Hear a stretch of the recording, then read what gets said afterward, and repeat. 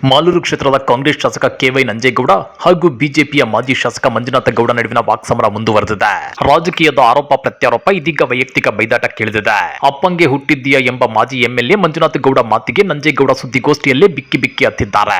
ಮಾಜಿ ಶಾಸಕ ಮಂಜುನಾಥ ಗೌಡನ ಎರಡನೇ ಮುಖ ಅನಾವರಣಗೊಂಡಿದೆ. ಹೊಸಕೋಟೆ ಮತ್ತು ಕೋಡಿಹಳ್ಳಿ ಭಾಷೆ ಮಾಲೂರಿನ ಜನತೆಗೆ ಗೊತ್ತಾಗಿದೆ. ಮಾಲೂರಿಗೆ ಇತಿಹಾಸವಿದೆ. ಅನೇಕ ಮಹನೀಯರು ಆಡಳಿತ ಮಾಡಿದ್ದಾರೆ. ಮರುಮತ ಎಣಿಕೆ ವಿಷಯಕ್ಕೆ ಕೆಲವರು ಸಂಭ್ರಮಾಚರಣೆ ಮಾಡಿದ್ರು. ಅದಕ್ಕೆ ನಾನು ಹುಚ್ಚರೆಂಬ ಪದ ಬಳಕೆ ಮಾಡಿದ್ದೆ. ಅದಕ್ಕೆ ಮಂಜುನಾಥ ಗೌಡ ನನ್ನ ಬಗ್ಗೆ ಏಕವಚನದಲ್ಲಿ ಮಾತನಾಡಿದ್ದಾರೆ. ನನ್ನ ತಂದೆ ತಾಯಿ ಬಗ್ಗೆ ಮಾತನಾಡಿದ್ದಾರೆ. ಅಪ್ಪ ಅಮ್ಮನಿಗೆ ಹುಟ್ಟಿದ್ದೀಯಾ ಅಂತ ಪ್ರಶ್ನೆ ಮಾಡಿದ್ದಾರೆ. ಇದರಿಂದ ನನಗೆ ತುಂಬಾ ನೋವಾಗಿದೆ. ಅಷ್ಟೇ ಅಲ್ಲ, ನನ್ನ ಅಕ್ಕ ತಂಗಿ ಸಂಬಂಧಿಕರಿಗೂ ನೋವು ತಂದಿದೆ. ಮಂಜುನಾಥ ಗೌಡ ಅವರಿಗೆ ತಂದೆ ತಾಯಿ ಅಕ್ಕ ತಂಗಿಯರಿಲ್ವಾ ಅಂತೇಳಿ ಪ್ರಶ್ನೆ ಮಾಡಿ ಕಣ್ಣೀರಿಟ್ಟಿದ್ದಾರೆ.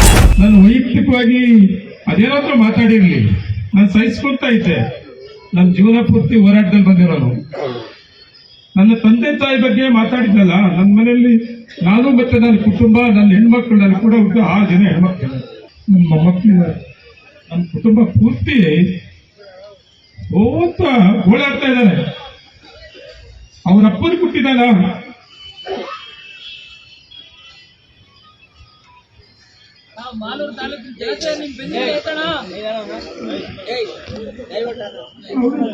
ಅವ್ರ ಅಪ್ಪನ ಹುಟ್ಟಿದಾನ ಅಂತೇಳಿ ಒಂದು ಮಾತು ಮಾತಾಡಿದ್ದಾರೆ.